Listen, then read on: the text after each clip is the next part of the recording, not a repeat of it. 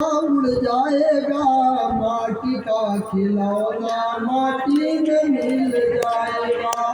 पत्नी पति पिता और माता, समधी पुत्र सुता और माता, क्षण भर में नाता सभी से मिट जाएगा। माटी का खिलौना माटी में मिल जाएगा, माटी का खिलौना माटी में मिल जाएगा। हीरा मोती पन्ना की माला तुम्हारी, मखमल की गड्डी और रेशम की साड़ी, हैट बूट सूट सब यही रह जाएगा। माटी का खिलौना माटी में मिल जाएगा। हीरा सो जन्मो गवाई दियो सोई सोई, फिर पछतात हो दीवान तुम रोई। हीरा सो जन्मो गवाई दियो सोई सोई, फिर पछतात हो दीवान तुम रोई रोई। गीतानंद ऐसा जन्म नहीं पाएगा, मान मेरा कहना नहीं तो पछताएगा। माटी का खिलौना माटी में मिल जाएगा। आगे भरत वशिष्ठ जी का संवाद है। शुभ दिन जान करके वशिष्ठ जी ने आकर के मंत्रियों और महाजनों को बुलवाया। राज्यसभा में ही भरत और शत्रुघ्न जी को भी बुलवा दिया। तदनंतर वशिष्ठ जी ने महाराज दशरथ के सत्य वचन पर चलने की सराहना की तथा कैकेयी की कुटिल करतूत का वर्णन किया। फिर श्री राम का शिव स्वभाव तथा लक्ष्मण और सीता जी के प्रेम का वर्णन करते करते गमगीन हो गए। फिर भरत से बोले, सुनो भरत भावी प्रबला, बिलखि कहूँ मुनिनाथ, हानि लाभ जीवन मरनु, जस अब जसु विधि हाथ। मुनिनाथ ने बिलख कर दुखी होकर कहा कि हे भरत सुनो, भाभी होनहार बड़ी बलवान है। हानि लाभ जीवन मरण और जस अपजस ये सब विधाता के हाथ में है। इस प्रकार में 5 प्रकार के पुत्र होते हैं। तुम उदासीन पुत्र हो, अतः किसी को दोष देना और उस पर रोष करना उचित नहीं है। हे पुत्र भरत, तुम मन में विचार करके देखो, आपके पिताजी सोच करने योग्य नहीं है।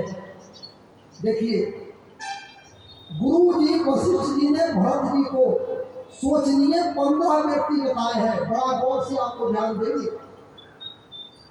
वशिष्ठ जी गुरु जी भरत जी को सोचनीय 15 व्यक्ति बताए हैं तो सोचने योग्य है, उसके विषय में सोच करना चाहिए।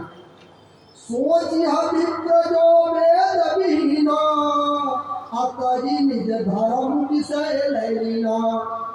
सोच यह नृपति जो नीति न जाना, अजेय न प्रजा प्रिय प्राण समाना। सोच उस ब्राह्मण का करना चाहिए जो वेद नहीं जानता है, वह ब्राह्मण सोचने योग्य है। और जो अपना धर्म को छोड़ करके विषय भोग में लीन है, ऐसे ब्राह्मण के विषय में सोच करना चाहिए। उस राजा के विषय में सोच करना चाहिए जो नीति नहीं जानता है और जिसको प्रजा प्राणों के समान प्यारी नहीं है, वैसे राजा सोच करने के योग्य है। सोचिया पैसा कृपन धनवानु, अजो नयति शिव भगति सुजानु। सोचिया सूत्र विप्रय अवमानी, अमुखर मान प्रिय ज्ञान कुमानी। उस वैश्य का सोच करना चाहिए जो धनवान होकर भी कंजूस है और जो अभी इस सरकार तथा शिव जी की भक्ति करने में कुशल नहीं है, ऐसे वैश्य सोच करने योग्य है। जो वैश्य धनवान भी है और धनवान होने के बावजूद भी वह कंजूस बना हुआ है और जो अतिथि का सत्कार नहीं करता और जो भगवान शिव जी का भक्ति नहीं करता, ऐसे वैश्य सोच करने योग्य वैश्य है। उस वैश्य का सोच करना चाहिए। उस शूद्र का सोच करना चाहिए जो ब्राह्मणों का अपमान करता है, करने वाला बहुत बोलने वाला, मन बड़ाई चाहने वाला और ज्ञान का ढूंढ रखने वाला है, ऐसे शूद्र को सोच करना चाहिए, ऐसे शूद्र के विषय में सोच करना चाहिए। सोचिया मुनिपति पंचकराई अकुटिल कलह प्रिय इच्छाचारी सोचिया पटुनिज व्रतु परिहरही अजो नहीं गुण आय सु अनुसरही। उस स्त्री के विषय में सोच करना चाहिए जो पति को छलने वाली, कुटिल और कलह प्रिय और स्वेच्छाचारी है, वैसे स्त्री के विषय में सोच करना चाहिए। उस ब्रह्मचारी का सोच करना चाहिए जो अपने ब्रह्मचर्य व्रत को छोड़ देता है और गुरु की आज्ञा के अनुसार नहीं करता, उस ब्रह्मचारी सोच करने योग्य है। यह गुरु वशिष्ठ जी भक्ति से बता रहे हैं। असोचिया गृही जो मोह बस करही अकर्म पथ त्याग सोचिया यदि पर पंचरत विगत विवेक विराट। उस गृहस्थ का सोच करना चाहिए जो मोह वश कर्म मार्ग का त्याग कर देता है। उस सन्यासी के विषय में सोच करना चाहिए जो दुनिया के प्रपंच में फंसा हुआ है और ज्ञान वैराग्य से ही है, वो सन्यासी सोच करने योग्य है। बैठा न से सोई सोचे जोगु अतपहु ब्याही जय भाव ही भोगु सोचिया विसुने कारण क्रोधी अजाननी जन रघुर बंधु विरोधी। वानप्रस्थ वही सोचने योग्य है जो तपस्या को छोड़कर भोगों में लिप्त है। जो चुगलखोर का सोच करना चाहिए, अकारण क्रोध करने वाले भी व्यक्ति का सोच करना चाहिए, जो बिना बात के क्रोध में रहता है, उस व्यक्ति के विषय में भी सोच करना चाहिए। जय जय श्री राम। माता पिता गुरु और भाई बंधुओं से जो विरोध करने वाले का भी सोच करना चाहिए। जो माता पिता भाई का विरोधी है, ऐसे व्यक्ति के विषय में सोच करना चाहिए। और आत्मा के लिए किसी भी काल में न तो जन्म है न मृत्यु, वह न तो कभी जन्म है न जन्म लेता है और न जन्म लेगा, वह अजन्मा नित्य शाश्वत तथा पुरातन है। शरीर के मारे जाने पर भी आत्मा मार नहीं जाती है।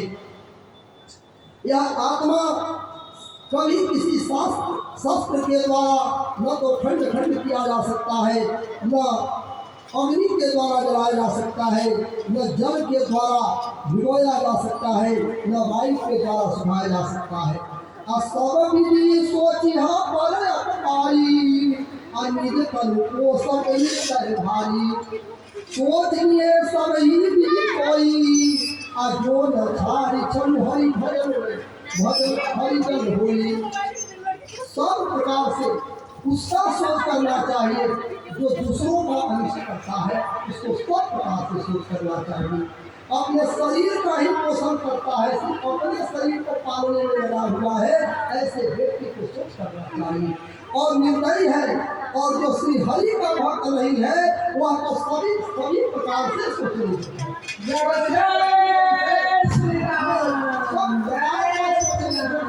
जो भगवान की भक्ति नहीं कर रहा है, वह व्यक्ति सब प्रकार से सोचने। और वशिष्ठ जी कहने लगे कि हे तात, भरत जी आपके पिता जैसा कोई राजा न हुआ है, न है और न आगे होगा। आपके पिता के गुणों का बखान तो ब्रह्मा विष्णु शिव जी और इंद्रादि देवता भी करके नहीं करते। जिसके श्री राम, श्री भरत, श्री लक्ष्मण और श्री शत्रुघ्न के पुत्र हैं, उनकी बड़ाई कोई किस प्रकार कर सकता है। हे भरत, आपके पिता ने आपको राजपद दिया है, आप उनके वचन को सत्य करिए। पिता की आज्ञा पालन में ही तुम्हारी सब प्रकार से भलाई ही है, क्योंकि तुम मुमुक्षु पुरुष हो। मुमुक्षु पुरुष की बुद्धि आलम्बन के बिना नहीं रहती और मुक्त पुरुष की बुद्धि सदा निष्काम और आश्रय रहित रहती है। अर्थात मनुष्य सदा कर्म करता रहता है, किसी न किसी कर्म में लगा रहना उसका स्वभाव होता है। प्राणी मात्र प्रपंच कर्म में लीन रहता है, कार्य किए बिना जीवन निर्वाह नहीं हो सकता है। परशुराम की दुआ क्या राखी, हमारी मात लोक सब साखी तले जयाति जो बनु जयु अपिति आज्ञा पितु आज्ञा अग अज सुलभ भयु। परशुराम जी ने पिता की आज्ञा रखी और माता को मार डाला। सब लोग इस बात के साक्षी हैं। राजा विराटी के पुत्र ने पिता को अपनी जवानी दे दी। पिता की आज्ञा पालन करने से उन्हें पाप और अपजस नहीं हुआ। हे तात भरत, जो उचित अनुचित का विचार छोड़कर पिता की आज्ञा पालन करते हैं वह यहाँ सुख और सुदस के पाप होकर अंत में इंद्रपुरी को जाते हैं। वेद शास्त्रों का मत है कि जो भी राजा अपने जिस पुत्र को राज देता है वही अधिकारी होता है। राम जी भी आपको सिंहासन पर देख करके प्रसन्न ही होंगे, माता भी बड़ा सुख से प्रसन्न होगी।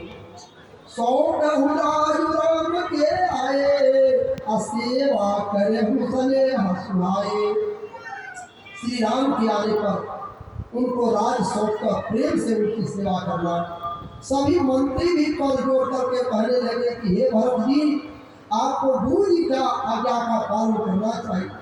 कौशल्या धरि धीरज बहाई अपुत पत गुर आय सुहाई।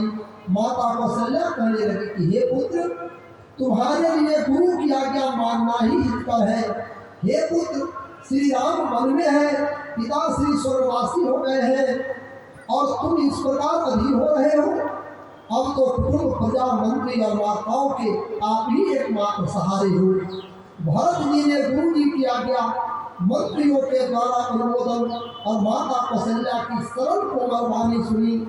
भरत जी सुनकर के व्याकुल हो गए, नेत्रों से अश्रुधारा भरत जी के बहने लगी।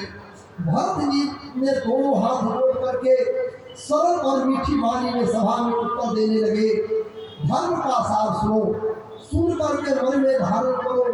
जो व्यवहार स्वयं के पसंद न हो उसे दूसरों के साथ मत करो। आगे भरत जी का सभा में श्री राम के पास जाने का अनुरोध तथा चित्रकूट का स्थान।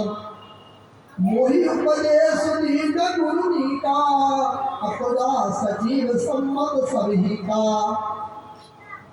भरत जी कहने लगे कि गुरु जी ने मुझे प्रजा मंत्री और माता कौशल्या समस्त सम्मत जो आज्ञा दी है उससे मैं सिर पर धर कर करना चाहता हूँ, क्योंकि गुरु माता पिता स्वामी और सच्चे मित्र की वाणी को मानना चाहिए। उचित अनुचित का विचार करने से धर्म जाता है और सिर पर पाप चढ़ता है।